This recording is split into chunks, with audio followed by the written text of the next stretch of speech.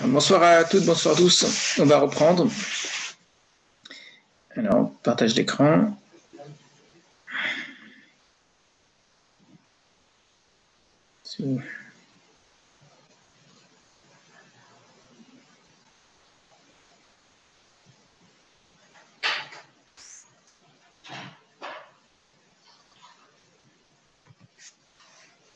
Voilà.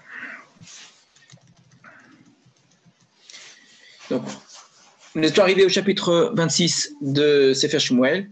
Nous avons vu que c'est une sorte de deuxième histoire qui ressemble beaucoup au chapitre 24, dans lequel David a la possibilité de tuer Shaoul et ne tue pas Shaoul. Donc il y a des ressemblances, mais en même temps des différences importantes. Que dans le premier cas, c'était les choses sont faites de manière inattendue. Hein. David était surpris lui-même par cela, c'est que Shaoul se retrouvait dans sa grotte et David va aller contre ces hommes, alors qu'au départ, on ne le devine pas tout de suite, on croit qu'il va aller tuer Shaoul, finalement il revient, il n'a fait que couper le vêtement, il devra ensuite donc expliquer à ces hommes pourquoi est-ce qu'il ne l'a pas fait. Et puis après, il va parler à Shaoul. Dans le deuxième cas, c'est différent. Là, David, c'est lui qui crée la situation. Et clairement, il va lui-même dans le campement de Shaoul avec Abishai. Et il empêche Abishai de tuer Shaoul. Et ensuite, Shaoul, dans les deux cas, réagit de la même façon en comprenant le mal qu'il a pu faire contre David. Ce qu'il y a de plus dans le deuxième texte par rapport au premier, donc le deuxième est construit par rapport au premier, c'est que David a une possibilité encore plus grande de tuer Shaoul. Il crée une situation vraiment qui est tout à fait prête à cela, disposée à cela, et ne le fait pas. On peut même aller voir plus loin encore au niveau symbolique. Dans le premier cas, il découpe le vêtement. Ça rappelle le moment où, lorsque le vêtement a été coupé entre Shmuel et Shaoul, et ce qui signifiait, c'est ce qu'avait dit Shmuel, que Hachem avait déchiré la royauté de Shaoul. Donc le vêtement coupé renvoie à cela. Et puis la deuxième fois, lorsque Abishai veut tuer Shaoul, il a la lance de Shaoul dans la main. Et là, c'est vraiment le début de l'histoire. Quand la première fois, David avait voulu faire du mal à David, il avait voulu lui lancer la lance. On a vu cette histoire de lance qui revenait plusieurs fois. Donc l'histoire s'est complètement inversée. Cette même lance que David aurait pu recevoir, alors que Shaoul aurait pu envoyer contre lui, qui finalement n'a pas été envoyé, qui est le début, je vous ai dit, elle représente cette lance, elle représentera à chaque fois cette volonté de tuer David. Voilà que maintenant elle est retournée contre Shaoul lui-même, et ce serait presque juste qu'elle transperce Shaoul. L'image est très forte, puisqu'on avait dit, je vais frapper dans la lance, et dans David et dans le mur. Et là, j'ai dit, je vais frapper dans Shaoul et dans la terre. Je vais transpercer, ça va traverser jusqu'à la terre. Vraiment, on veut que les deux histoires se ressemblent complètement. Et le renversement serait, je dis, tout à fait justifié, et pourtant ne se produit pas. Qu'est-ce qui fait que David soit capable à ce point-là de se retenir là? Et il ajoute encore un élément qu'on n'avait pas dans la première histoire, presque l'assurance que Shaoul va mourir. C'est probablement l'histoire du milieu entre les deux épisodes, qui est celle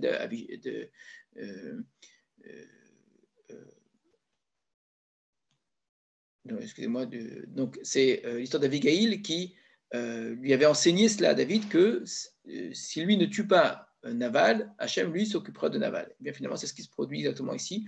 On voit que David a retenu l'enseignement de Abigail. On va passer maintenant à un autre chapitre qui est un chapitre court, qui est un petit récit, avant une histoire bien plus importante, qui est une histoire, on va dire, extrêmement centrale dans l'ensemble du livre de Shmuel. Une petite histoire où David l'avait déjà dit à la fin du texte précédent qu'il se sentait obligé à quitter la terre d'Israël, et pour lui, quitter la terre d'Israël était assimilable à de l'idolâtrie, on l'avait expliqué. Donc, ce que fait David maintenant, c'est qu'il va aller chez les Pélishtim. Et là, encore une fois, comme on l'avait déjà vu, une histoire qui s'était déjà produite une fois est reprise ici. Mais cette fois-ci sous une forme aboutie. La première fois, il était allé chez les Pélishtim et finalement, il avait dû repartir. Donc, il avait commencé par les Pélishtim. Là, il se retrouve donc à nouveau chez les Pélishtim. Cette fois-ci, ça va tout à fait marcher. Rappelez-vous, quand il était arrivé chez les Pélishtim, les gens étaient allés voir Avimelech, le roi des Pélishtim, en lui disant « mais c'est celui qui a tué Goliath, etc. » David avait été obligé de feindre la folie. Et finalement, donc, le roi l'avait renvoyé. Ici, les choses se font complètement différemment. Donc, verset 1, David el Dibo, Ata Isafé Yom Echad biyad Shaoul. Et David s'est dit dans son cœur, si je restais encore un jour dans la main de Shaoul, En li tov ki malet el eretz Pelishtim. Donc, il n'y aura rien de bien, je n'ai que comme autre solution que de m'enfuir dans la terre des Pelishtim.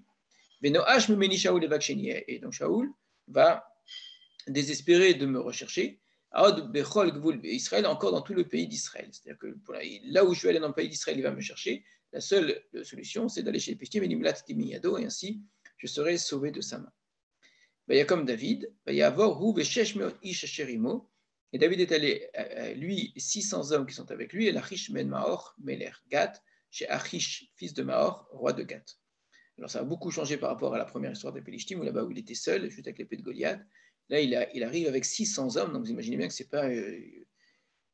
pas une arrivée discrète, 600 hommes armés.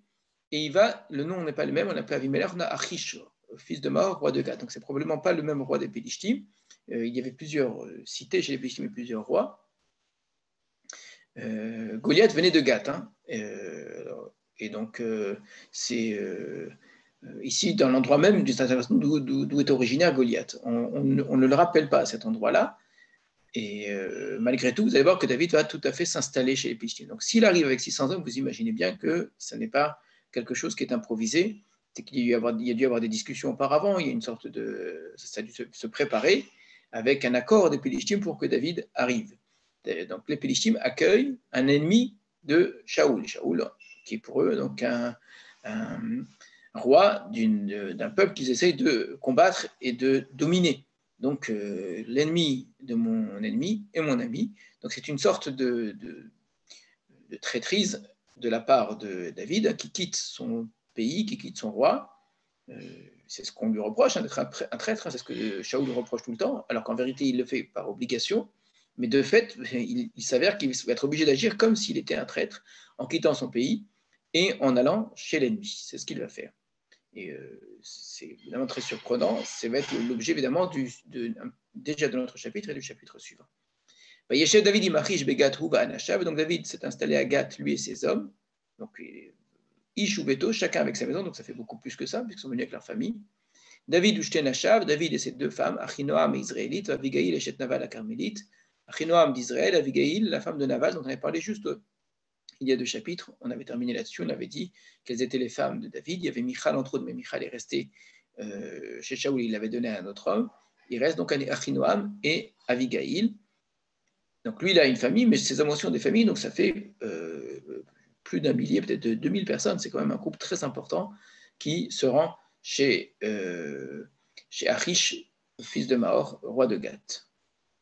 Mais Yugad et Shaoul qui barach David Gad, et donc on a raconté à Shaoul que David s'était enfui à Gad. Vélo Yassaf Od Levaksho, donc il n'a plus cherché à le rechercher, donc il a cessé de le rechercher.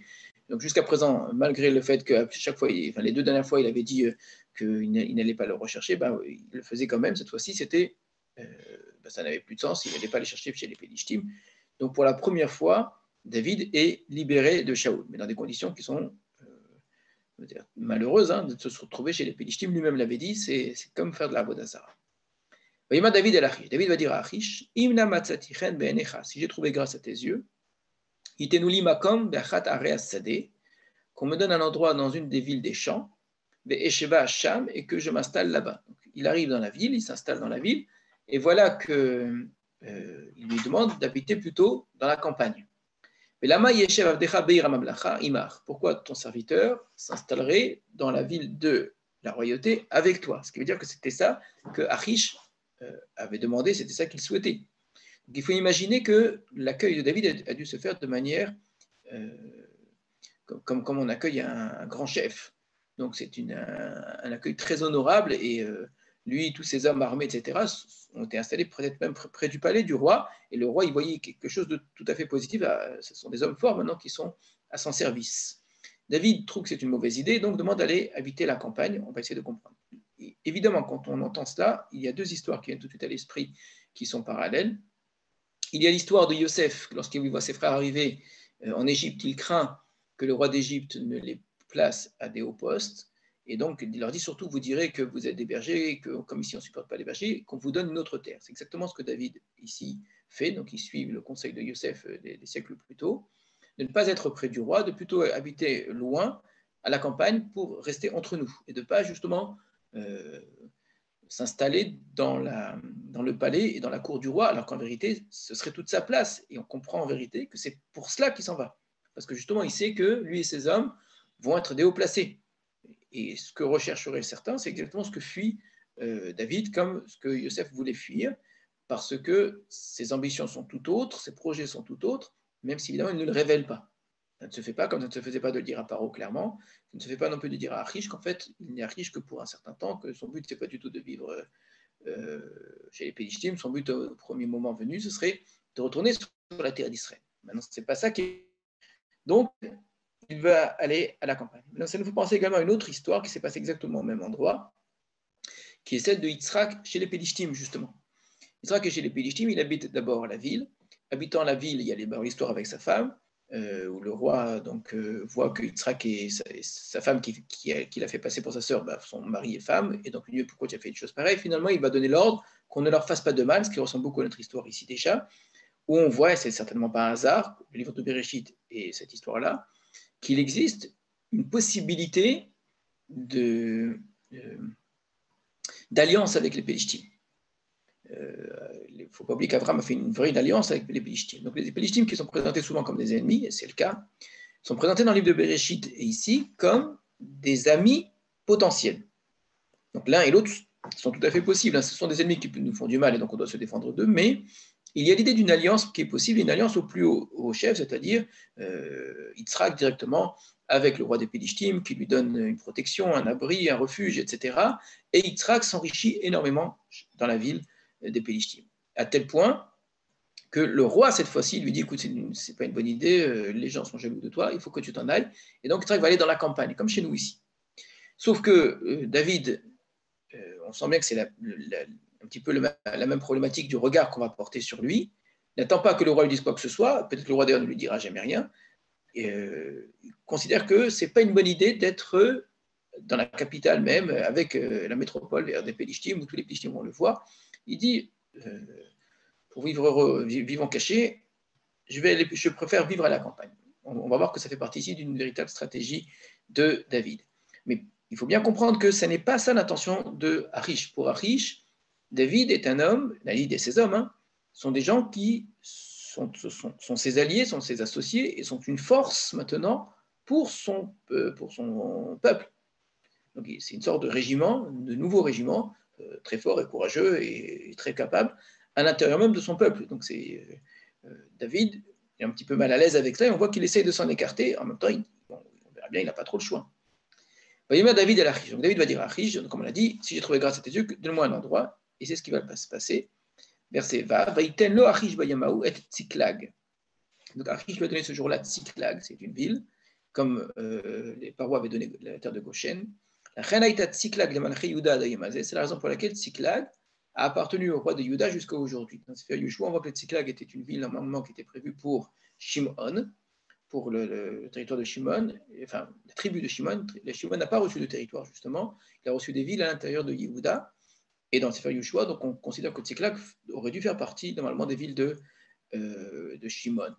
Or, comme beaucoup de villes d'Eretz Israël, elles n'ont pas été conquises comme il fallait, elles ont été prises ensuite par les Cananéens ou ici par les Pélishtim, et donc elles ont quitté la main des tribus d'Israël, ou bien elles n'ont jamais été prises par les tribus d'Israël comme ça aurait dû l'être. Et c'est la raison pour laquelle, finalement, ça va appartenir au roi de Juda, parce qu'elle a été donnée par les Pélishtim à David. Mispar Ayamim, ce fut au bout d'un certain nombre de jours. Alors l'expression Mispar Ayamim, on la trouve par ailleurs, elle signifie généralement un an. Le mot Yamim seul veut dire un an. Achayashav David bisde Pélishtim, après que David se soit installé dans le champ des Pélishtim, Yamim Barba Chodashim, plus précisément 1 an et 4 mois. Donc c'est une période quand même déjà assez longue. David, ça fait 1 an et 4 mois qu'il vit parmi les Pélishtim dans une ville qui lui appartient. Donc c'est une sorte de ville juive, judéenne, à l'intérieur des Pélishtim, complètement détachée du peuple d'Israël, évidemment, et qui vit en très bon terme avec les Pélishtim. Maintenant, de quoi va vivre David? Et puis qu'est-ce qui va justifier cette amitié, en tout cas cet accueil, ce refuge de Achish? Vous imaginez bien qu'il n'y a rien de gratuit. Achish attend quelque chose de David, bien évidemment, et David est obligé de tempérer. Alors, c'est ce qu'on va nous raconter là. Et là, on va avoir une histoire qui va mettre très très mal à l'aise tous les commentateurs jusqu'à notre époque. Je pense qu'il vous mettra tout autant mal à l'aise. David la Geshuri, Gizri, Amaleki. David est monté avec ses hommes, ils ont fait des incursions, ils ont attaqué le Geshuri, le Gizri, le Amaleki. Kihine Yoshvot Haaretz, car voilà qu'ils habitaient le pays, Hachem et Olam depuis très longtemps, Boach Hashura jusqu'à le Shur, Ve'aderet Mitzraïm jusqu'au pays d'Égypte. Donc ça va du côté des Philistins jusqu'à l'Égypte, c'est à peu près ce qu'on appelle aujourd'hui la bande de Gaza et un peu au sud. Donc, ce que fait David, c'est qu'il fait des attaques, des razzias, vers différentes positions du Geshuri, du Gizri et du Amaleki. Alors on est déjà surpris, c'est pas de ça dont je vous parlais quand je dis qu'on va se mal à l'aise, mais on est très surpris de voir du Amaleki, sachant que Shaoul était censé avoir exterminé Amalek. Ce qu'on vous avait dit, on vous avait dit qu'il n'avait sauvé que les meilleurs des animaux et le roi. Et là on voit bien que non seulement il reste Amaleki, mais c'est que ces Amalekim sont même constitués en un groupe qu'on peut appeler le Amaleki. Alors, ils ne sont peut-être pas très nombreux, mais ils existent quand même. Voilà une preuve, parmi d'autres, que quand la Torah dit qu'on a exterminé tout le monde, hommes, femmes et enfants, ce n'est pas nécessairement à prendre au pied de la lettre que tout le monde est exterminé, c'est-à-dire que c'est une attaque qui était absolue dans ceux qu'on trouvait, maintenant des gens se sont enfuis, d'autres n'étaient pas là, on n'est pas allé les poursuivre jusqu'au dernier. C'est une éradication d'une ville, d'une région parfois, mais pas des individus les uns après les autres. Et donc, après un certain temps, il se peut très bien que le peuple, la ville se reconstitue. Et c'est ce qui s'est passé ici. Donc, on n'est pas à des siècles, pourtant, de ce que l'histoire de Shaoul. On n'a pas de date. L'histoire de Shaoul, vous avez dit, elle pose un très grand problème au niveau biblique, si je ne tiens pas compte des Midrashim, c'est qu'on n'a aucun moyen, véritablement aucun moyen de dater la période de la royauté de Shaoul, alors qu'on aura exactement le nombre d'années de David, de Shlomo, des rois d'Israël, des rois de Yehuda par la suite. La royauté de Shaoul, qui est la première, est impossible à dater. Combien de temps elle a duré? Ça ne change pas grand-chose finalement à la chronologie, parce qu'elle va être rattrapée, la chronologie, plus tard, quand on va construire le Beth Amikdash. On va dater la construction du Beth Amikdash à partir de l'entrée des enfants d'Israël, enfin à partir de la sortie d'Égypte, donc sortie d'Égypte, 40 ans plus tard, l'entrée des enfants d'Israël en Eretz Israël. Donc finalement, peu importe le nombre d'années de la royauté de Shaoul, je sais quand vont se produire tous les autres événements qui vont suivre. Et donc je saurai quand est-ce que David a été roi aussi. Quand Shaoul a fini sa royauté aussi. Mais quand est-ce qu'elle a commencé, quand c'est fini la royauté, la direction de Shmuel, tout cela, c'est impossible à dater.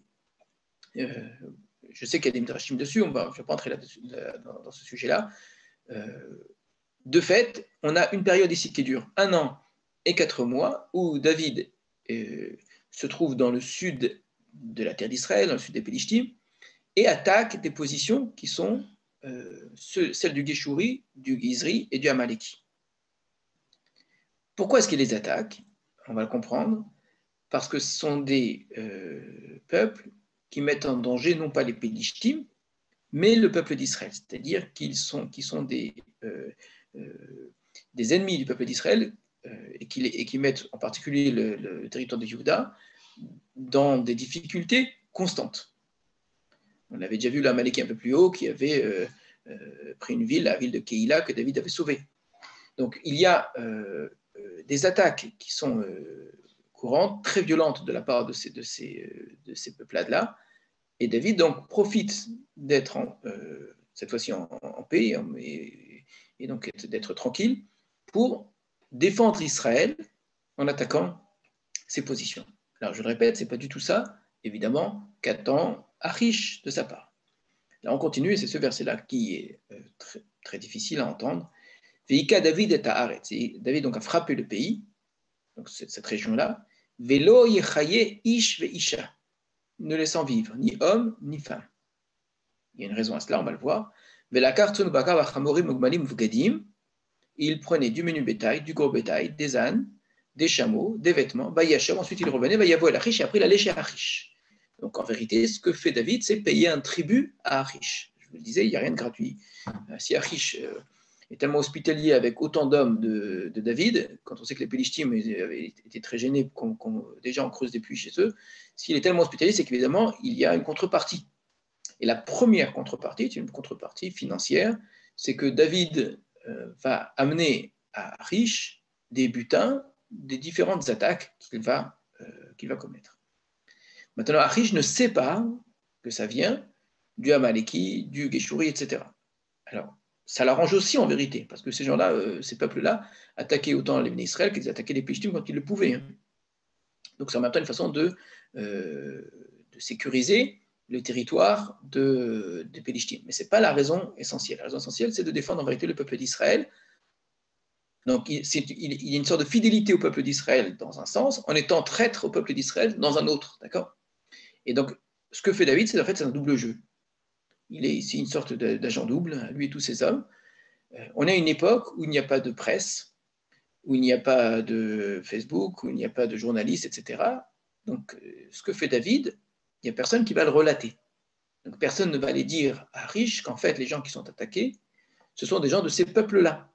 Donc, Achish, lui, reçoit le butin, et comme on va le voir, lui croit que ce butin vient du peuple d'Israël. C'est-à-dire qu'il imagine que David a attaqué le peuple d'Israël, donc son propre peuple d'origine, donc il est vraiment traître jusqu'au bout, pour donner à Achish. Nous, ça nous paraît très étrange, très bizarre d'imaginer une chose pareille. Il semble que ça ne gêne pas Achish. Achish, ça fait partie de son système de pensée. En vérité, David est tout à fait incapable de faire une chose pareille. Donc, ce qu'il fait, il met à profit justement la position dans laquelle il se trouve, qui est cette fois-ci enfin confortable, pour défendre Israël et en même temps pour faire plaisir à Achish. Et Achish est persuadé que David est un homme qui a complètement retourné sa veste, qui est devenu un ennemi d'Israël, qui attaque le peuple d'Israël sans arrêt, sans arrêt. Alors, il ne faut pas oublier que c'était la mauvaise presse que Shaoul avait fait sortir sur lui. C'est-à-dire, c'est ce qu'on entendait dire. Donc, dans le peuple d'Israël, on entendait dire cela. Donc, Achish a dû l'entendre d'une manière ou d'une autre. Partout, on n'arrêtait pas de dire que David était un traître, un traître, un traître, un traître. Nous, on sait que c'est faux. Mais à l'époque, c'est le bruit qui courait. Donc, Achish l'entend et là, le voit d'une certaine façon. Alors, que David, je le dis, à cette époque-là, il n'y a pas de presse. La seule façon qu'aurait Achish pour entendre ce qui s'est passé, c'est que des survivants des attaques de David soient retrouvés comme esclaves ou autres chez Achish, et normalement dans les butins, généralement il y a aussi des esclaves, et en interrogeant les esclaves du butin, eh bien, ou en les voyant simplement, en les regardant, Achish aurait compris qu'en fait ce n'est pas des gens d'Israël. Donc voilà la raison pour laquelle David ne fait vivre personne, ni homme, ni femme. Alors on comprend bien que David soit en situation de danger, qu'il veuille sauver sa peau, qu'il veuille défendre le peuple d'Israël, qu'il veuille faire bonne figure devant Achish, mais que ça justifie maintenant la mort d'hommes et de femmes pour faire taire tout le monde, c'est quand même quelque chose d'assez violent, d'assez difficile à entendre. Alors, il ne faut pas oublier qu'on a des Amalekim dans le coup, et qu'il y a une sorte de mitzvah déjà qui repose là-dessus. Il ne faut pas oublier qu'encore une fois, ce sont des gens qui ont toujours mis en danger Israël, donc qui, eux, se sont toujours comportés de cette sorte-là, et on vit à une époque biblique où les guerres se font de cette façon-là. Alors, il est très difficile, on en a déjà parlé, quand on a parlé de la guerre contre Amalek, où la Torah demande d'exterminer tout le monde, ce qui est insupportable aujourd'hui à entendre, qu'on doit juger d'une histoire dans un système de valeurs de cette histoire-là, et que ça n'a aucun sens, évidemment, de transposer une histoire. Il y a des choses aujourd'hui qui sont encore plus horribles, peut-être, si on les observe avec les yeux de l'époque, et qui pour nous aujourd'hui paraissent tout à fait normales. Donc il y a ici un jugement de valeur. Malgré tout, je ne suis pas en train du tout de justifier ce que fait David. Le Radak, Rabbi David Kimchi, va utiliser cet épisode-là pour expliquer un verset qu'on verra beaucoup plus tard, où lorsque David va vouloir construire le Beth Amikdash, le texte va dire à un endroit qu'il ne peut pas construire le Beth Amikdash parce qu'il a fait trop de guerres. Et dans Divrayim, les mots vont être encore plus explicites, qu'il y a Decha Damim Maléou, car tes mains se sont remplies de sang. Alors, le David qu'on connaît, c'est un homme qui a fait des guerres, etc. Si on ne nous raconte pas de cette histoire, l'histoire qu'on raconte généralement de David aux enfants, c'est un homme qui a fait des guerres pour défendre Israël. On ne va pas aller lui reprocher d'aller défendre Israël. Malgré tout, d'après certains, même si c'est pour défendre Israël, même si c'est des guerres qui sont justes, ça n'autorise pas à construire le Beth Amikdash.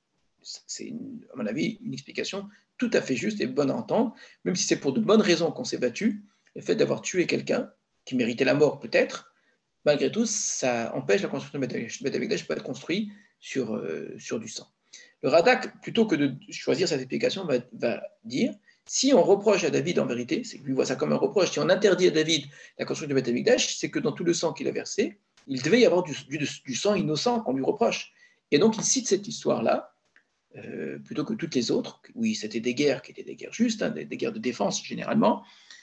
Cette guerre-là, pour montrer que David a agi de manière violente, inutilement.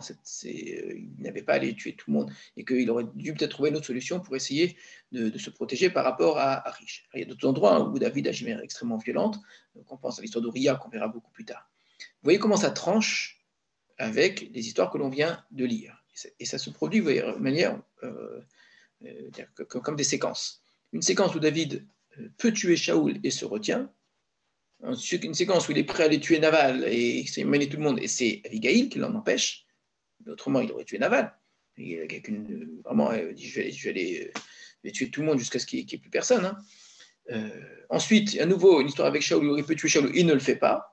Et là, par contre, il laisse libre cours à sa violence. Le David, ce n'est pas celui qu'on nous raconte dans les contes et dans les légendes. C'est un homme que nous, on connaît depuis tout jeune. Hein. Le texte nous l'a présenté assez jeune, qui, lorsqu'il se présente à Shaoul, il dit j'ai attrapé le lion à la crinière, je l'ai tué, l'ours, etc. Il y a une force chez David très grande. Il ne faut pas y voir toujours le petit devant Goliath qui est intelligent et puis c'est tout, ou celui qui écrit les Sefer Tehillim. C'est quand même assez incroyable que la même personne ait une telle violence en elle et en même temps une telle grandeur, une telle force, à tous les niveaux, une telle spiritualité également, c'est quelque chose ici d'exceptionnel. Hein. Rares sont les hommes qui ont une sorte de personnalité aussi, je ne vais pas dire le terme riche, hein, parce que ce n'est pas le nombre de qualités, mais où autant d'expressions sont exacerbées. C'est-à-dire vont aller jusqu'au bout. C'est pas un petit peu. Chez lui, tout va à un niveau extrême. Une émotivité extrême, un sentiment extrême, une passion extrême, un amour extrême parfois, l'amour qu'il a avec Jonathan par exemple, un amour de Dieu extrême, il y a quelque chose de très fort, et une violence aussi qui peut être extrême dans une certaine mesure. Alors le texte ne juge pas, semble-t-il, négativement tellement David ici, nous présente les choses telles quelles. C'est pour ça que pour comprendre le sentiment du texte, j'insiste pour dire que quand même ces gens-là, ce ne sont pas des gens innocents en tout point, de loin pas. Et il ne faut pas non plus imaginer qu'on est face à des peuples entiers et des pays entiers qui seraient exterminés. Il s'agit probablement de quelques familles, quelques tribus dans le sud du pays d'Israël. Alors, Vayomer Achish dit Al Peshat Tem Ayom. Où est-ce que vous avez attaqué aujourd'hui? Vayomer David Al Negev Yehuda, dans le sud de Yehuda. Vel Negev Yerach Meeli, Vel Negev Akeni. Donc des régions qui appartiennent au pays d'Israël. Alors qu'en réalité, évidemment, c'est totalement faux. David, le texte reprend, et ni homme ni femme, David ne faisait vivre.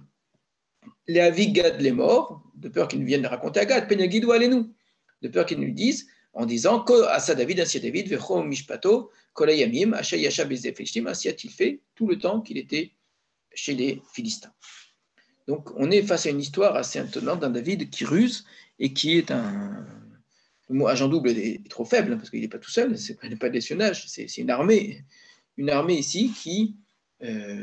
alors, ce n'est pas tout à fait double non plus.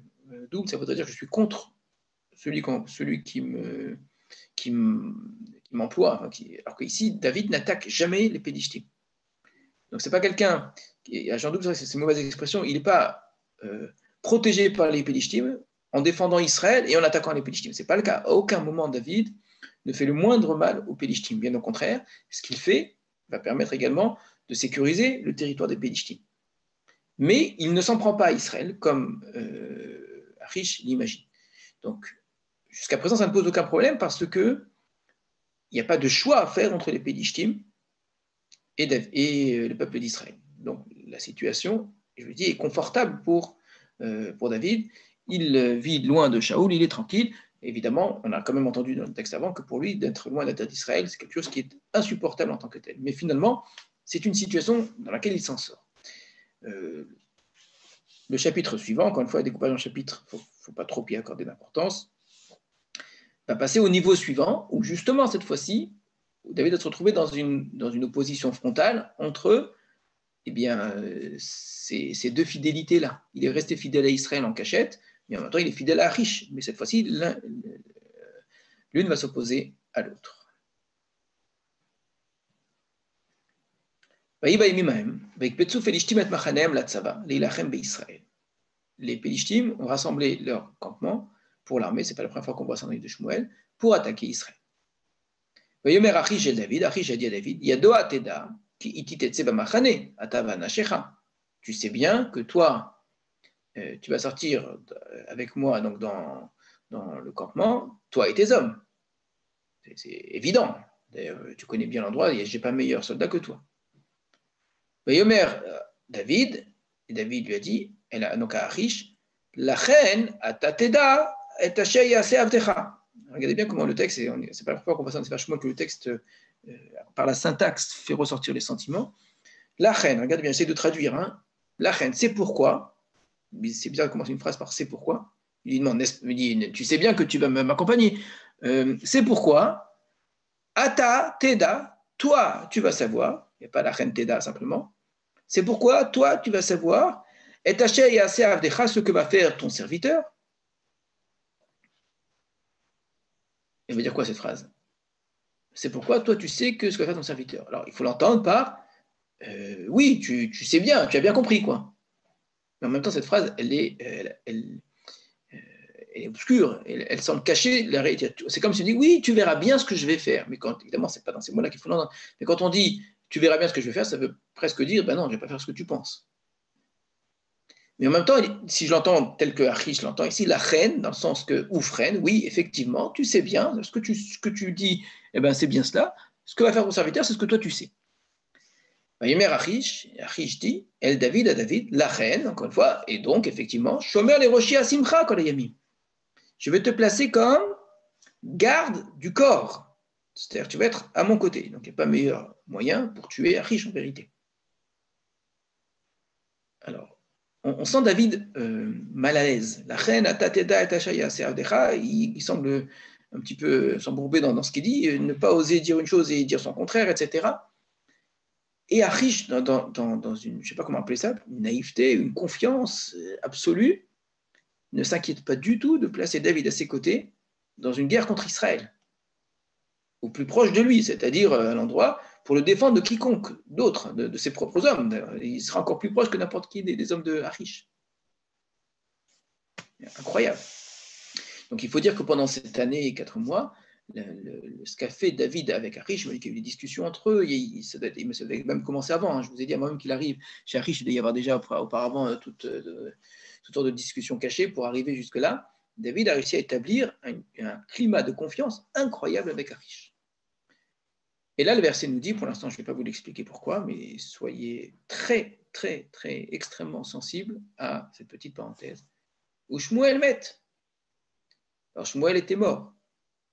Veispedoulo kol Israël. Et tout Israël avait fait l'oraison funèbre. On avait déjà dit les deux éléments, qu'il était mort, qu'on avait fait l'oraison funèbre, et également Vegberu barama ubeiro, et qu'on avait enterré dans les hauteurs et dans sa ville, dans Rama. Veshaoul et Sira Ovot vetaïdeonim meharet, et Shaoul avait enlevé les Ovot. Les Ovot et les idéonim sont des moyens de divination. Traduction ici, nécromancien et devin. Traduction parmi d'autres. Mais nécromancien, c'est-à-dire ceux qui font parler les morts. Mais arrête. Alors, clairement, nous assistons ici à un début d'un nouveau récit. Shmuel était mort, Shaoul avait enlevé le vote et les idéonymes. On introduit des éléments qui vont servir à l'histoire qui va suivre. Puisque dans la suite de l'histoire, on va voir Shaoul aller rendre visite à justement un nécromancien qu'il était censé avoir fait disparaître. Donc les deux versets qui précèdent sont liés à la suite parce qu'on va parler d'une guerre, et c'est la raison pour laquelle celui qui a découpé le texte en chapitres a associé avec la suite, parce que la suite c'est la guerre avec les Pélishtim. Alors qu'en vérité, les deux versets qui précèdent appartiennent au récit précédent. C'est la conclusion du récit précédent. On nous avait montré comment David était allé chez les Pélishtim, comment chez les Pélishtim, il avait fait semblant d'attaquer les bénis Israël pour plaire à Achish, quand Achish était très content, et ça se conclut par, à tel point il est content qu'il l'a placé comme étant son garde du corps. Voilà. Donc, c'est vrai qu'on parle de la guerre contre les Pélishtim, mais ce n'est pas le sujet. Le sujet ici, c'est ce qui va suivre. Donc, on a parlé de David seul, c'est-à-dire c'est une histoire propre à David dans le chapitre 27 et le début du chapitre 28. Le sujet, c'était David. On avait mis de côté Shaoul. Dans la suite du texte, on va parler de Shaoul et on ne va pas parler de David. Ce sont deux histoires complètement séparées pour l'instant. David, il est chez les Pélishtim, comme on l'a vu, on a raconté, etc. Shaoul est dans le terre d'Israël et il a une problématique qui lui est propre. Ça fait très longtemps qu'on n'avait pas des histoires séparées, puisque quand on a parlé de Shaoul, c'était avec David à chaque fois. Là, on va avoir une histoire de Shaoul propre, comme on l'a vu au tout début du Sefer Shmuel, avant l'arrivée de David. Ça fait un bon moment déjà. Depuis, Shaoul et David étaient tout le temps liés. On a parlé de David seul et on parle de Shaoul seul. On va avoir donc deux récits. Ces deux récits vont se retrouver. Ils ne sont pas parallèles en vérité. Ce sont deux récits qui suivent chacun un chemin, complètement séparés au départ, mais qui vont se rejoindre. Ils vont se rejoindre, c'est-à-dire que le récit de Shaoul est un récit ici qui précède la guerre contre les Pélishtim. Et la suite de l'histoire de David, c'est la guerre contre les Pélishtim également. Alors, Shaoul et David ne vont pas se rejoindre, on ne les verra jamais ensemble, vous allez voir par la suite. Mais ce que j'essaie de vous faire comprendre, pour bien saisir la manière dont le texte est organisé, que la guerre contre les Pélishtim, c'est une sorte de nœud ici intéressant, parce que c'est ce qui fait le lien entre nos deux histoires. C'est extrêmement bien écrit, me semble-t-il, évidemment, si je me permets d'apporter un jugement sur le texte, parce qu'on reste sur un suspense en vérité. On aurait pu conclure et terminer l'histoire de David. Combien de fois le texte termine l'histoire pour passer à une autre, etc. Alors qu'il doit revenir en arrière, etc. Il ne se gêne pas. Ici, volontairement, on reste sur un suspense. Comment ça se finit? On ne sait pas. On interrompt le récit par l'histoire de Shaoul, qui est tout à fait parallèle, puisque c'est de l'autre côté de la frontière, qu'est-ce qui se passe en vérité? C'est l'histoire de David. Donc de Shaoul, pardon. Donc on nous a raconté ce qui s'est passé du côté des Pélishtim. Ce sont deux problématiques complètement différentes. La problématique de David ici, c'est la fidélité qu'il va devoir montrer ou pas au peuple d'Israël ou aux Pélishtim. D'accord, c'est ça la question. Et là, on reste vraiment au moment le plus fort de la question. Il est là, il le place comme garde du corps. Et qu'est-ce qu'il va faire David, quoi? Il va vraiment l'attaquer. Il va être honnête avec Achish qui a fait rendu l'hospitalité et attaquer les gens d'Israël et tuer Shaoul, ou il va aller du côté d'Israël, il va se retourner contre les Pélishtim. On est vraiment très, très, très gêné. On ne sait pas du tout. Et le texte volontairement arrête là pour nous laisser avec ce suspense-là. On arrive à l'histoire de Shaoul en introduisant donc, en rappelant la mort de Shmuel et en rappelant que Shaoul avait enlevé les Ovot et les Déonim, ce qu'on n'avait jamais entendu en vérité dans l'histoire précédente. On nous donne ici comme une information parce qu'elle va être utile à la suite. Donc, dans la vie de Shaoul, qui a été un grand roi, je le répète, il a fait quelque chose de très bien. Il a enlevé les Ovot et les Déonim, ce qui est une mitzvah de la Torah. Veikatsu Pelishtim, les Pelishtim se sont rassemblés. Vayavohu, Vayachanu Beshunem. Ils sont venus, ils ont campé à Shunem. Veikbot Shaoul et Kol Israël, et Shaoul a rassemblé tout Israël. Vayachanu Bagilboa, ils ont campé à Gilboa. Et là, encore une fois, on voit la même histoire qui se reproduit plusieurs fois dans Sefer Shmuel. On a déjà eu des guerres contre les Pelishtim, depuis Shmuel déjà lui-même, où le peuple d'Israël campait en face et il se passait quelque chose. Avec Shmuel qui avait fait un korban, avec Shaoul où tout le monde s'en allait et Jonathan qui avait attaqué. Donc, où Shaoul avait essayé là-bas de faire appel au Rochen et il n'a pas eu le temps de le faire. Il s'est passé plusieurs histoires du même type, d'accord? Là encore une fois, on est face à une sorte de... On rejoue la scène. Et je vous ai dit, chaque fois qu'on rejoue une scène, c'est en vérité presque pour la reprendre à l'endroit où on était, pour voir où est-ce qu'on en est maintenant. La fois dernière, il y a une grande guerre qui a bien marché, mais malheureusement, ça s'était mal terminé entre Shaoul et son fils Jonathan, puisque Jonathan avait été presque condamné à mort, sauvé par Israël. On revient donc dans la même scène, presque des années plus tard, et cette fois-ci, comment ça va se passer? Donc, armée contre armée.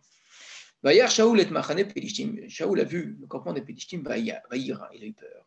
Vayirad Libo Meod, et son cœur a tremblé énormément. Dans le passé, il n'avait pas eu peur. Dans le passé, il était courageux, il était prêt à suivre ce que Shmuel allait lui dire. Alors, il a fait l'erreur de ne pas attendre Shmuel comme il fallait. Le peuple avait eu très peur, mais lui était là en attendant. C'est plus du tout le même Shaoul qu'on retrouve. On a un Shaoul qui a extrêmement peur. Regardez deux verbes ici pour la peur, Vayira, Vayirad. Il a eu peur, il a tremblé dans son cœur énormément. Veishal Shaoul Bashem. Et Shaoul donc a interrogé Hachem, le jeu de mots très fort. Shaoul a demandé, je vous dis, tout se joue dans ce verbe-là. Shaoul est celui qui a été demandé par Israël, et c'est celui qui, plusieurs fois dans sa vie, a demandé une parole à Hachem sans avoir la réponse. Mais là, Hachem ne lui a pas répondu.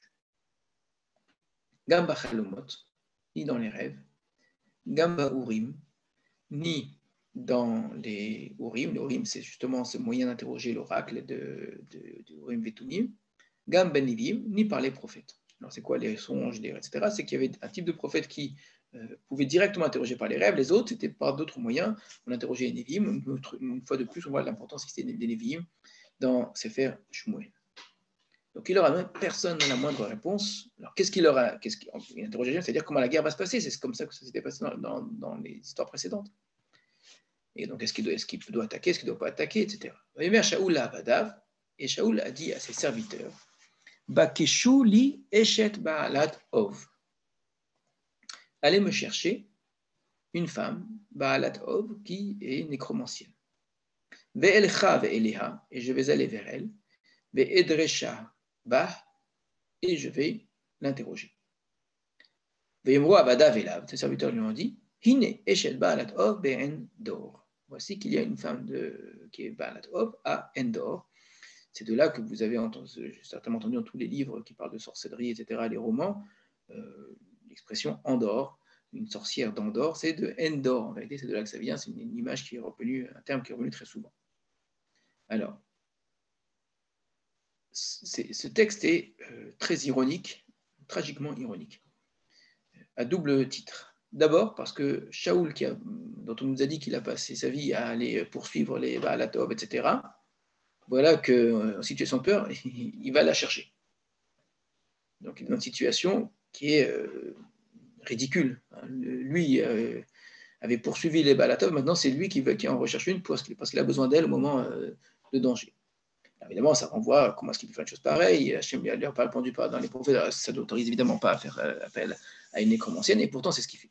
C'est une première ironie d'un homme qui est obligé de faire le contraire de ce qu'il a fait jusqu'à présent, d'aller à l'encontre de ce qu'il a toujours défendu. Deuxième ironie, c'est la manière dont les choses se passent. Il dit à ses serviteurs, encore une fois, on est dans une époque où, depuis des années,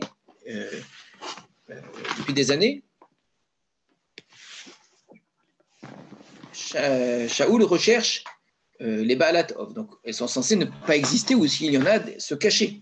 Or, il demande à ses serviteurs, donc les gens qui font partie de l'armée, de la cour de David, de Shaoul, et tout de suite le verset nous dit, les serviteurs lui disent, voici une Baalat Ov à Endor. On se sera attendu que quelqu'un qui fait quelque chose qui est répréhensible, qui est poursuivi pour cela, qui risque la mort pour cela, se cache et qu'il soit très difficile, surtout pour les gens qui sont proches de Shaoul, pour les trouver. Il faut faire des longues recherches, etc. Pas du tout. Ils ne l'ont pas cherché en fait du tout. À peine David Shaoul dit je voudrais aller voir une personne, il dit oui, j'en connais une. Donc ça prouve à quel point il y a une certaine forme de duplicité là-dedans. Les gens sont avec Shaoul et en même temps il ne faut pas attendre Shaoul. Autour de lui déjà, les gens faisaient appel encore aux nécromanciennes alors qu'elles étaient interdites et qu'elles étaient poursuivies. Et donc cet homme-là, ce roi d'Israël, va être obligé d'aller faire appel à cette femme qu'il a toujours poursuivie. Il trapesse Shaoul. Donc Shaoul s'est déguisé. C'est un verbe assez rare dans le Tanakh sous cette forme-là. Il trapesse. Il bâche Begadim Acherim, il a mis d'autres vêtements. Lui et deux hommes qui l'accompagnent. Alors, qu'on comprenne bien, nous sommes ici à la veille de la guerre. On n'interroge pas les Urim et les Tumim et les Nevim, etc., des semaines à l'avance et des mois à l'avance. Quand on nous dit que chacun est sur une colline, les combats sont très proches. Hein. Donc il fait ça dans la précipitation, dans la nuit même. Mais Yavo et Elaïcha et donc ils sont venus, lui, les deux hommes, pendant la nuit. Vayomer, et il a dit, Kassomi na li ba'ov. Donc, Kassomi, c'est le mot kosem, kesem, c'est-à-dire faire de la magie, donc agit de manière magique. Ve'ha'ali li, fais-moi monter, et Asher Omar Elahir, celui que je vais te dire. Pour comprendre le langage ici qui est utilisé, dans les traditions antiques, contrairement à ce qui va se vrai plus tard, on imaginait que les âmes des morts allaient sous la terre. Vous allez me dire, ah bon, dans le Tanakh aussi, eh bien oui, c'est vrai dans le monde grec, etc. Et c'est vrai dans plein d'endroits, c'est qu'on enterrait les morts et on imaginait les âmes aller sous la terre. Peut-être pas toutes les âmes, mais pour nous, ça nous paraît tellement évident. On dit les âmes montent au ciel, etc. Ce sont de très belles images. Très souvent, vous verrez l'inverse. On appelle descendre au Sheol, c'est vraiment au sens descendre. Donc, pour faire appel à l'âme d'un mort, on ne fait pas descendre du ciel, donc on ne fait pas descendre des esprits, c'est l'inverse, on les fait remonter d'une certaine façon. vous imaginez déjà, si vous ne connaissez pas ce texte, si vous le connaissez évidemment, vous savez à quoi vous en tenir. Si vous ne connaissez pas, vous dites, mais qu'est-ce qu'on est en train de raconter là? C'est quoi cette histoire de magie, de sorcellerie, de ramener les esprits? Alors, ramener les esprits, c'est ce dont la Torah parle clairement, ce que la Torah interdit strictement. C'est extrêmement grave d'après la Torah. Pourquoi est-ce qu'on fait ramener les esprits? Parce qu'on suppose que les esprits possèdent des connaissances que les humains ne sont pas capables, les humains vivants ne sont pas capables d'avoir. Donc, se trouvant dans le monde des esprits, ça leur donne une certaine connaissance qui dépasse les limites de la connaissance vivante. Et donc, à partir de là, ils peuvent connaître l'avenir, peut-être, des choses comme cela, et peut-être même agir à ce niveau-là. Donc, il lui dit, voilà, fais-moi monter celui que je te demande. Vatomer Aïcha Elav, la femme lui a dit, Hine, atayada ataet asher asa Shaoul. Mais tu sais bien ce que Shaoul a fait. Donc, évidemment, lui s'est déguisé. Asher ichrit et ovot vete ideoni. Il a fait disparaître les ovot et les idéoni minaret du pays. Velama atamit nakesh benafshi la hamiteni. Pourquoi est-ce que tu me mets un piège en voulant ma mort? Donc, ce qu'elle est en train de lui dire, c'est que en me demandant de faire une chose pareille, tu me demandes de faire quelque chose qui est interdit, et donc ça me met en danger. C'est-à-dire quoi que ça me met en danger? Soit parce que si l'armée de Shaoul arrive, elle m'attrape, etc. Mais de manière beaucoup plus certaine, ce que ça signifie probablement, c'est qu'elle lui dit, tu es en train de me piéger. C'est qu'en fait, tu es probablement un soldat de Shaoul qui a été envoyé par Shaoul pour essayer de trouver les nécromanciennes. Comment est-ce qu'il faisait pour trouver les nécromanciennes? Il lui demandait. Et si elle disait oui, ah ben, il l'attrapait. C'est comme aux États-Unis, pour attraper des gens qui vendent de la drogue, la police a le droit de vendre de la drogue elle-même. Et si quelqu'un en achète ou en vend, etc., eh bien, elle est condamnée.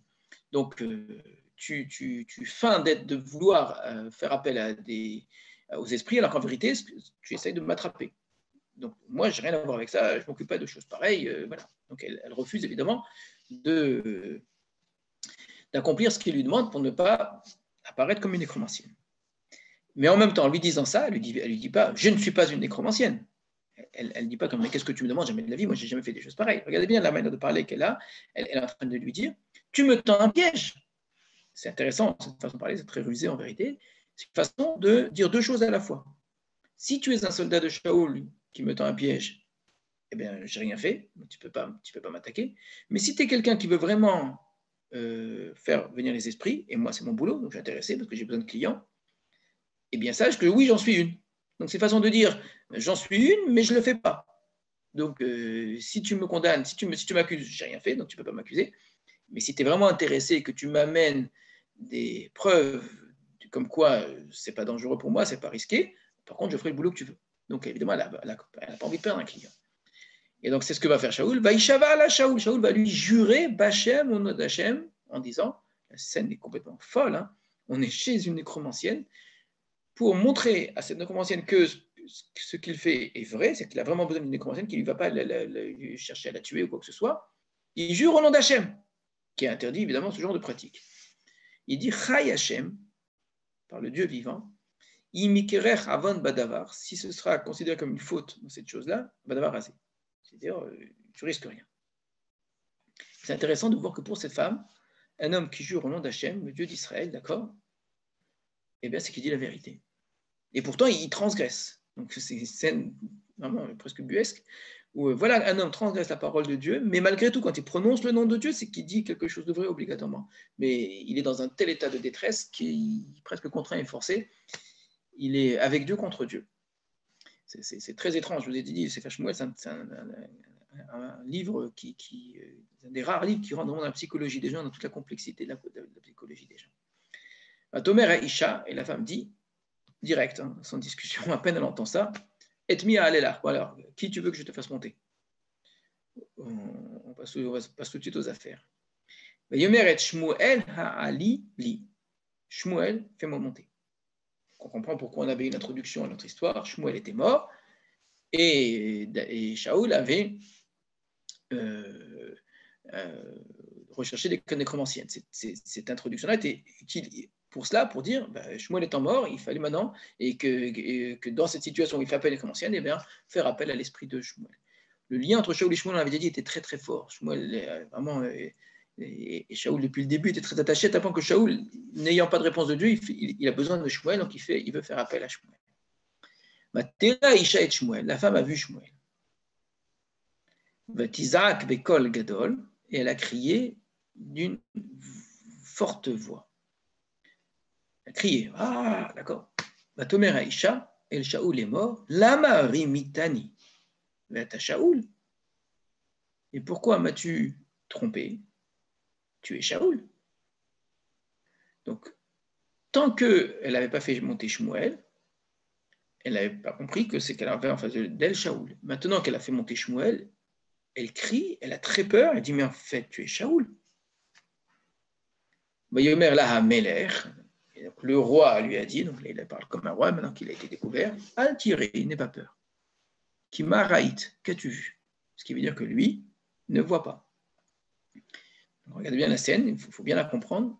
Faire revenir un esprit, de la part de la personne qui fait revenir l'esprit, cette personne, la Nécromancienne, voit l'esprit, mais la personne qui demande, elle ne voit rien du tout. Donc dans la même pièce, l'un voit, l'autre ne voit pas. Matomer Aisha, femme dit à Shaoul, Elohim, Ra'iti, Olim Mina Aretz. C'est un être divin que j'ai vu monter de la terre. Quelque chose de puissant, très fort. Yomer là, Maotaoro, et il va lui dire pour être sûr que c'est bien Shmuel, mais à quoi il ressemble? Batomer, elle dit,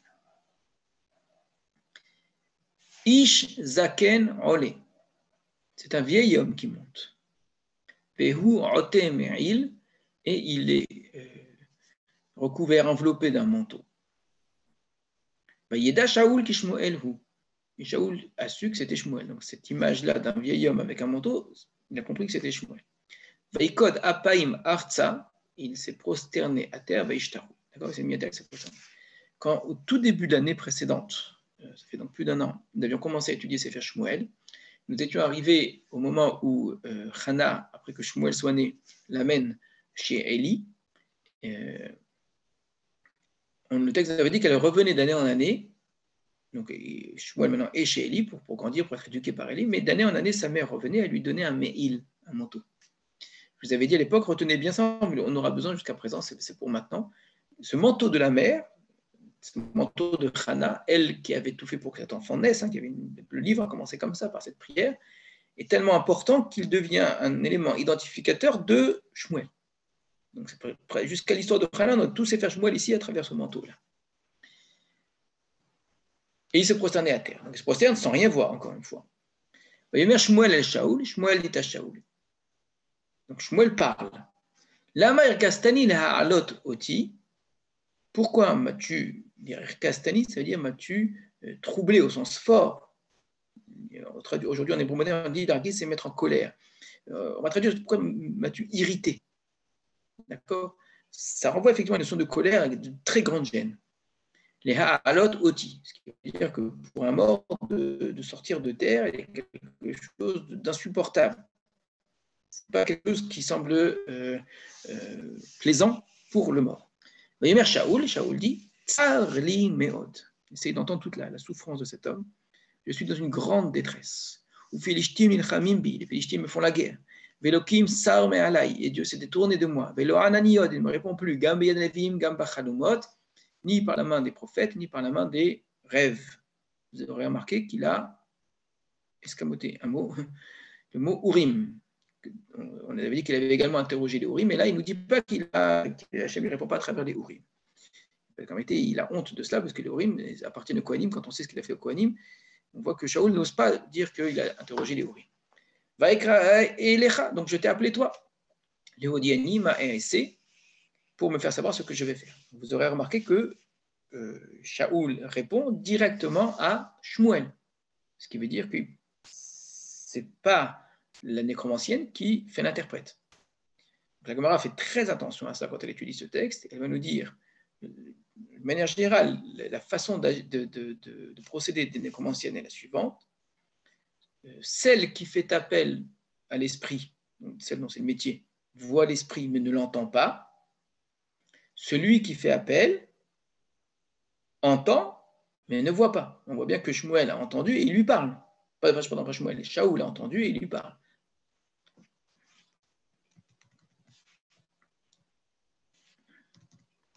Shmuel, il dit, mais pourquoi est-ce que tu m'interroges? Et pourquoi m'interroges-tu? Vachem Sarma Alecha, alors que je suis détourné de toi, c'est toi qui l'as dit. Vaihi Arecha, et il est devenu ton rival. C'est-à-dire que Hachem est contre toi. Donc si Hachem est contre toi, pourquoi tu me demandes à moi? Je ne vais pas te dire ce qu'Hachem n'a pas voulu te dire.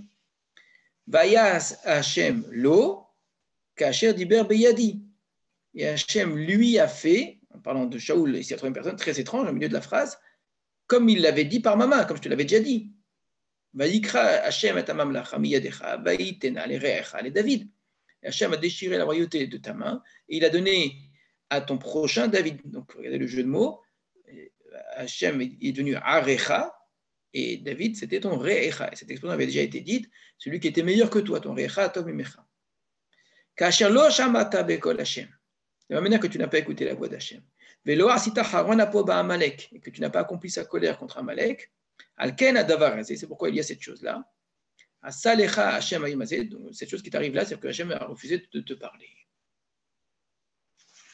Donc Shmuel répond à Shaoul de manière très dure en lui disant, écoute, ce qui s'est passé, c'est à cause de tout le mal que tu as commis.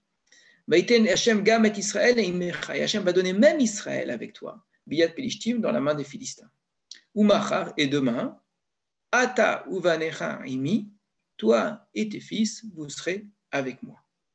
Donc vous avez très bien compris, donc toi et tes fils, demain, vous serez morts. Il ne dit pas vous serez morts, il dit vous serez avec moi. C'est cette fameuse plaisanterie de rabbin qui aimait beaucoup le football, nous dit-on, et puis ils étaient très amis, et les deux se disaient, mais tu penses qu'après la mort, quand on sera au Gan Eden, est-ce qu'on joue là-bas au football? Est-ce que là-bas, donc... Il dit, je ne sais pas, écoute, tu sais quoi, le premier d'entre nous deux qui meurt, il revient chez l'autre en rêve et il lui dit. Alors il y en a un qui meurt effectivement, et la nuit d'après, il vient chez son ami, et alors il dit, alors, on va jouer au football? Il dit, tout à fait, on joue au football. Il dit, tu sais quoi la nouvelle? La semaine prochaine, tu es dans l'équipe. Donc voilà, c'est exactement ce que cette blague, elle est construite sur un texte réel du Tanakh, c'est que Shmuel ici ne lui dit pas, tu vas mourir, et toi et tes fils, tu es avec moi. Alors, ce n'est pas pour rien que je vous ai présenté cette blague-là, parce que je veux que vous entendiez l'ironie utilisée. C'est plus que de l'ironie, c'est de l'humour, c'est de la moquerie. C'est extrêmement important, me semble-t-il. Moi, pour lui dire, tu sais quoi, c'est très grave ce que tu as fait, et donc, tu vas mourir, toi et tes fils. Pour dire ça, il utilise une certaine forme de moquerie, c'est très, très violente, hein. Même d'ailleurs, tout le campement d'Israël, Hachem mettra dans la main des Philistins. Shaoul s'est empressé.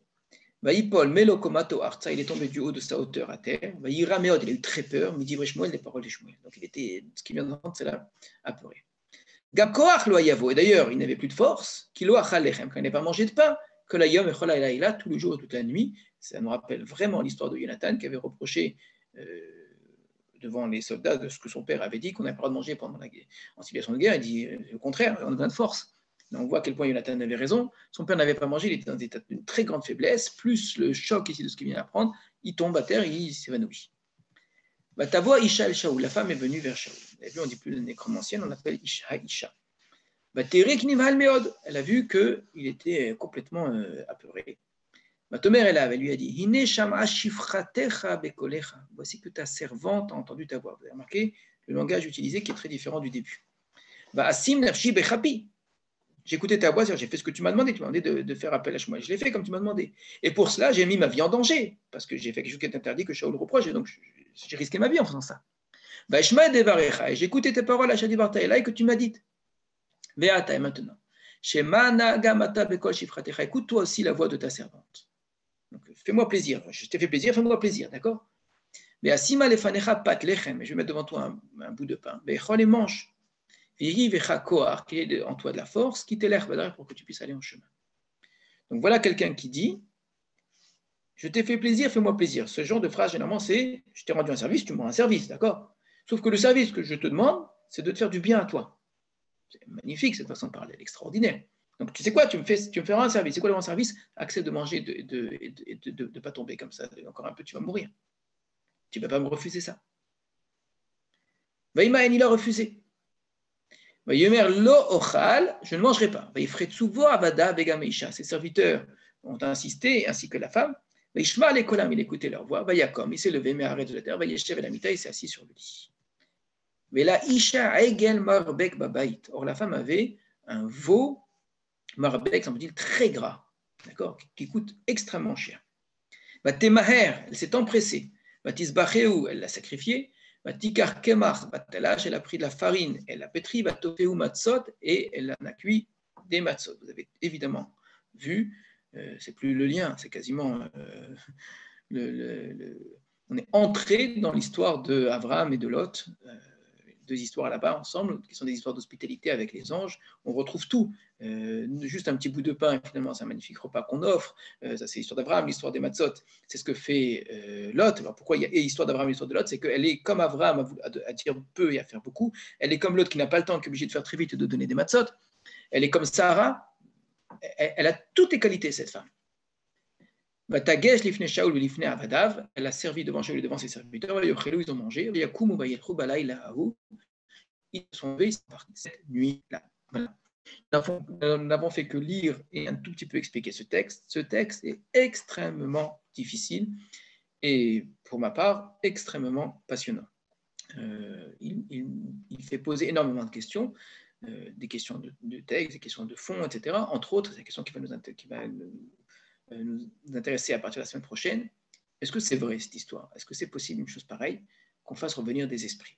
Tous ceux qui pensent que c'est vrai, que la Torah a interdit de faire revenir des esprits, mais c'est quelque chose qui existe, évidemment, n'ont pas meilleure preuve que celle-là.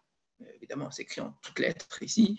Il allait la voir, elle a parlé, elle a fait remonter, elle a dit mais tu es Shaoul, et ensuite il a parlé avec lui, et puis ce que Shmuel a annoncé, c'est exactement ce qui va se passer après. Donc c'est la vérité. Donc on est face à un texte qui, c'est une évidence, présente la nécromancie comme une réalité, comme un fait avéré ici que Shaoul utilise. Mais ça fait poser plein de questions. Est-ce que c'est possible une chose pareille? D'abord, est-ce qu'on entend logiquement est-ce que c'est raisonnable d'entendre une chose pareille? Deux, comment Shaoul a pu faire une chose pareille? Comment Shmuel peut passer par des moyens pareils? C'est-à-dire, même supposons que ce soit vrai, mais alors quoi, Shmuel aurait dû refuser de rentrer chez cette nécromancie, je ne sais pas, c'est une histoire quand même assez étrange. Et puis d'autres questions. Si Hachem ne parle pas, pourquoi Shmuel parle? Ça fait partie des questions qui m'intéressent beaucoup, puisque Shmuel lui-même le dit. Mais pourquoi tu m'interroges puisqu'Hachem te l'a dit? Alors pourquoi finalement il le lui dit? Vous savez, c'est lui qui lui dit non, je te raconte pas, je te raconte pas, je te raconte pas, et finalement tu racontes tout. Or ici, quand il dit je te raconte pas, c'est pas pour rien, c'est qu'Hachem n'a pas voulu le faire. Alors finalement, si Hachem n'a pas voulu, alors pourquoi tu lui racontes? Finalement, la réponse, on l'a. La réponse que vous voulez entendre, c'est demain, il va y avoir une guerre et tu vas perdre la guerre. Très bien. Mais alors, si je me dis, je n'ai pas le droit de dire, alors je n'ai pas le droit de dire, donc je ne dis rien. Et une question qui est beaucoup moins posée chez les commentateurs et qui est pour moi même une question de fond, c'est la manière dont la nécromancienne est présentée.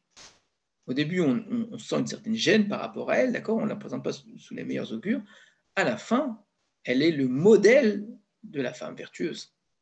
Elle est le modèle de l'hébraïsme, de ce que c'est être un juif. Hospitalité, aider quelqu'un, vraiment dans les mots, dans la gentillesse, dans le don, voilà, etc. C'est Abraham en femme ici, c'est Sarah à la fois, c'est tout. Et ça, c'est très, très, très, très dérangeant. Que c'est une femme qui accomplit des choses aussi graves, aussi interdites dans la Torah, soit en même temps le modèle d'humanité, d'amour du prochain, etc., etc., etc. Voilà, donc ce sont toutes ces questions-là qui, pour moi, sont toutes liées en vérité, que l'on abordera à partir de la semaine prochaine, Bezrat Hashem. Donc pour l'instant, surtout, ne tirez aucune conclusion de ce texte, c'est tout ce que je peux vous demander. N'allez pas dire, j'ai lu dans Sefer Shmuel que nécromancie existe, et puis voilà, comme si c'était arrêté, c'est en vérité un sujet de très grande étude. À très bientôt.